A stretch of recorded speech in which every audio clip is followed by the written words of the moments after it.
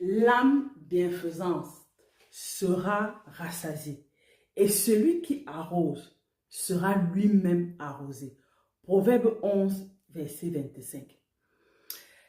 Celui qui est généreux, celui qui obéit au Saint-Esprit, récoltera toujours des bienfaits de ses actes. Si toi, tu ne bénéficies pas de ces bienfaits, tes enfants vont bénéficier de ces bienfaits. Celui qui sème le bien récolte le bien. Et celui qui sème le mal récolte le mal. Quand tu fais du bien, quand tu obéis à l'Esprit de Dieu, quand tu fais du bien, tu es toujours récompensé. Et si ce n'est pas toi qui récoltes ces récompenses, ta postérité, même après ton départ sur la terre, recevront cette bénédiction. Cette semaine, ma fille m'a partagé un témoignage qui l'a beaucoup ému et nous avons changé à propos de cela. Elle m'a raconté un témoignage d'un de ses proches, d'un des proches de la famille, qui a partagé un témoignage qui l'a beaucoup ému et qui disait, le proche en fait de la famille travaille dans une société depuis des années. Et dans cette société, il y a un agent de sécurité qui est en charge d'ouvrir la porte aux personnes qui entrent et il contrôle aussi les personnes qui entrent. Et un matin, il va au travail, il reçoit à cœur là qu'il faut qu'il donne quelque chose à cet agent de sécurité. Il soit un billet, il donne un billet d'argent à cet agent de sécurité qui était très ému et qui l'a beaucoup touché. Et l'agent de sécurité était vraiment très content et tout parce qu'il se posait la question que, ben, voilà, pourquoi il a posé cet acte et tout. Il était content. Et quelques jours après, l'agent de sécurité vient avec un présent pour lui. Et lui donne ce présent. Monsieur Téné, vraiment, je voulais vous dire merci pour l'action que vous avez posée. Ça m'a beaucoup touché. Je vous remercie. C'était un moment où j'en avais vraiment besoin et tout. Et le monsieur lui dit, non, tu n'avais pas besoin en fait. Moi, quand j'ai fait ça, c'était juste comme ça, pour vous faire plaisir, mais vous n'avez pas besoin de me faire un présent pour cela. Il dit que non, vous ne comprenez pas. L'action que vous avez posée, ça m'a beaucoup aidé et ça m'a beaucoup ému. Bon, comme c'était un présent, il a pris. Mais figurez-vous que le présent qu'il a reçu était 7 fois au moins la valeur du bien qu'il a donné. Et il était content. Et c'était un présent qu'il a beaucoup aimé, puisque c'est des choses qu'il aimait aussi. Et quand ma fille me partage ce témoignage, elle dit, mais maman, quand il me racontait ça, je sais que c'est biblique, mais je ne savais pas comment l'exhorter par rapport à cela. Voilà, je manquais des mots pour pouvoir l'exhorter par rapport à cela. Et elle et moi, on échangeait par rapport au sujet. Je l'exhortais, j'ai dit que oui, l'âme bienfaisante sera rassasiée. Et celui qui arrose sera lui-même arrosé. Proverbe 11, verset 25. Je partageais ça avec ma fille. Et quand elle et moi ont partagé, tout de suite à l'esprit, je me rappelais d'une action que j'ai posée sur l'instruction du Saint-Esprit. Et là, je me disais que, mais Saint-Esprit, là, je n'ai pas encore vu les fruits de cette action-là. Et l'Esprit m'a répondu, je reviens à la conversation avec ma fille. Maintenant, ma fille me dit, oui, voilà, quand je suis en train d'échanger avec ma fille, tout de suite, j'ai dit, mais Seigneur, l'acte que j'ai posé, donc l'acte de la bouteille, quoi, je n'ai pas encore reçu la récompense. C'est l'Esprit de Dieu qui me dit que tu l'as déjà reçu. J'ai dit, hein? Ah bon? À quel moment? C'est l'Esprit maintenant me rappelle d'une demande que ma fille faisait. D'une demande que ma fille faisait. En fait, elle a fait la demande 2 fois. Et à chaque fois, c'était rejeté. À chaque fois, c'était rejeté. Quelque chose voilà, c'est vrai qu'il y avait certaines choses qui manquaient, mais normalement, qui devaient passer, malgré ces manquements. Mais à chaque fois, c'était rejeté à 2 reprises. Et j'ai dû prendre rendez-vous avec vraiment le supérieur. Je suis allée avec ma fille pour pouvoir, voilà, poser, demander que ça se fasse et tout. Je ne vais pas entrer dans les détails. Et quand nous sommes entrés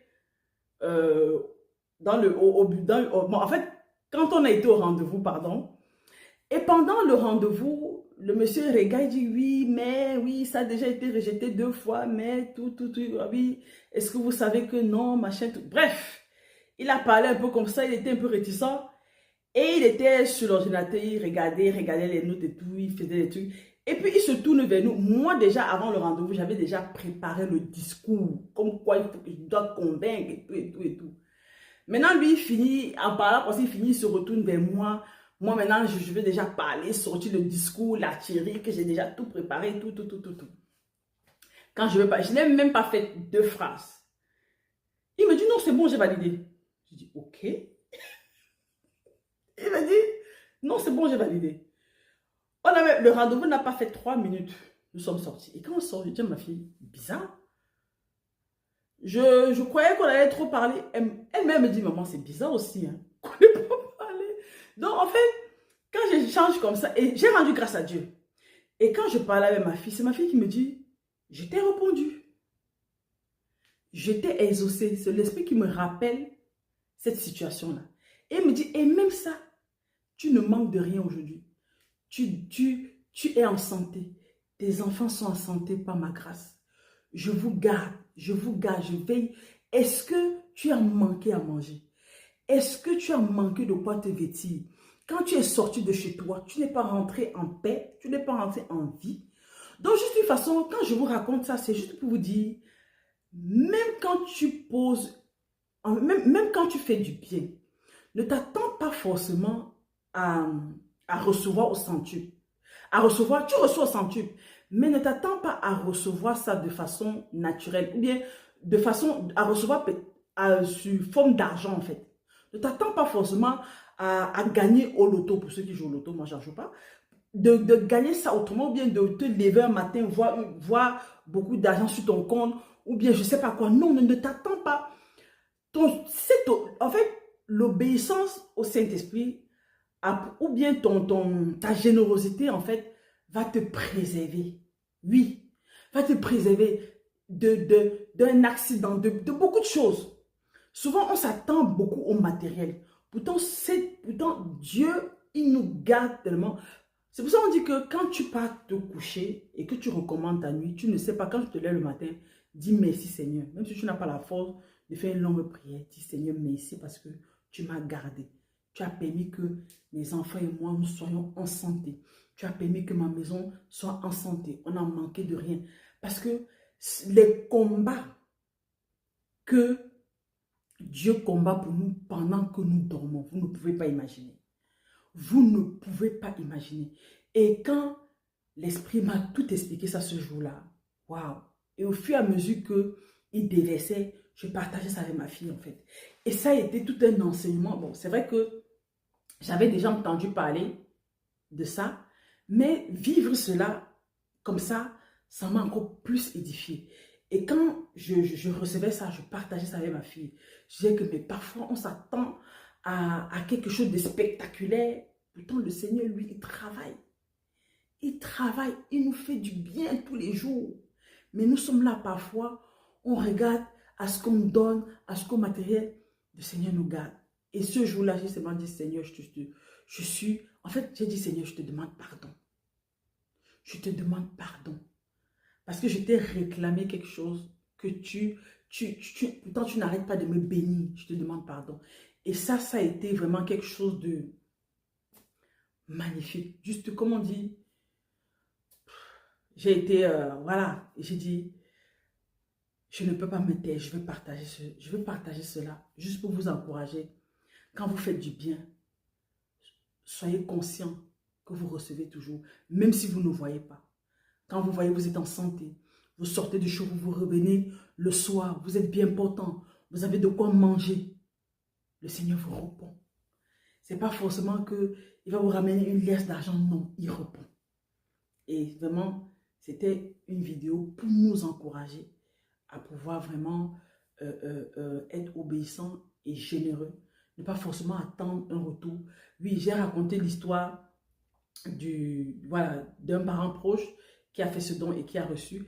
Pour vous dire aussi que ceux à qui tu donnes, ce n'est pas forcément cette personne-là qui va te retourner cela. Non, il ne faut jamais, quand tu donnes, ne t'attends pas à ce que cette personne te retourne quelque chose. Non. Lui, ça a été son cas, il ne s'attendait même pas à ça, à cela. Donc, quand tu donnes, ne regarde pas. On dit que quand ta main droite donne, que ta main gauche ne réclame, que ta main gauche ne regarde pas. Là, je n'ai pas tout de suite le verset en tête. Mais vraiment, je veux nous exhorter. Je ne voulais pas faire une longue vidéo, mais malheureusement, elle est un peu longue. Désolée pour la longue vidéo. Pourtant, je voulais plus faire des longues vidéos. Mais bon, excusez-moi. Ok, bah ici, je vais m'arrêter ici. Sinon, ça ne va pas arrêter. Je ne veux pas arrêter de parler. Merci de m'avoir écouté. Je suis Paulette Céliane et je crois réellement que une âme restaurée est égale à une vie épanouie. Oui, une âme restaurée est égale à une vie épanouie. Donc, continuellement, ne cesse pas de restaurer ton âme à chaque fois devant la présence de Dieu, dans ton intimité.